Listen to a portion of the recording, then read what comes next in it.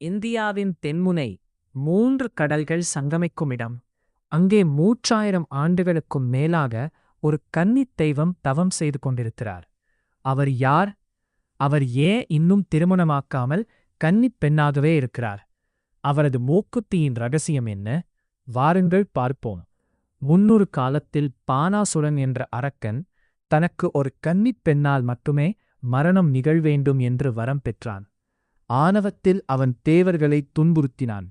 அவர்களைக் காக்க ஆதிசக்தி குமரிப் பெண்ணாக அவதரித்தார். குமரி அம்மன் சிவபெருமான் மீது பற்றுக்கொண்டு அவரை மனம் முடிக்கத் தவம் இருந்தார். திருமணத்திற்கு நள்ளிரவு நேரம் குறிக்கப்பட்டது. ஆனால் பானாசுரனை வதம் செய்ய தேவர்கள் ஒரு சூழ்ச்சி செய்தனர். நாரதர் சேவல் வடிவெடுத்து அதிகாலைக்கு முன்பே கூவினார். சூரியன் உதித்துவிட்டதாக நினைத்து சிவபெருமான் பாதியிலேயே திரும்பிச் சென்றார். கோபமட்ட அம்மன் திருமணத்திற்காக தயார் செய்த உணவுகளை பொட்டினார்.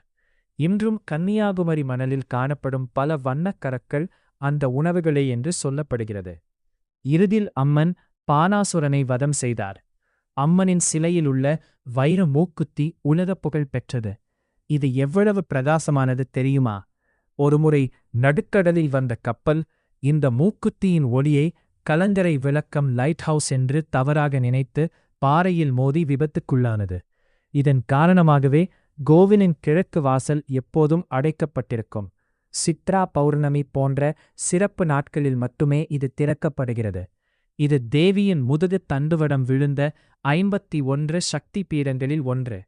கடற்கரை ஓரம் இருந்தாலும் இன்புள்ள கிணற்று நீர் உப்பாக இல்லாமல் இனிப்பாக இருக்கும் அதிசயம் இன்றும் தொடர்கிறது.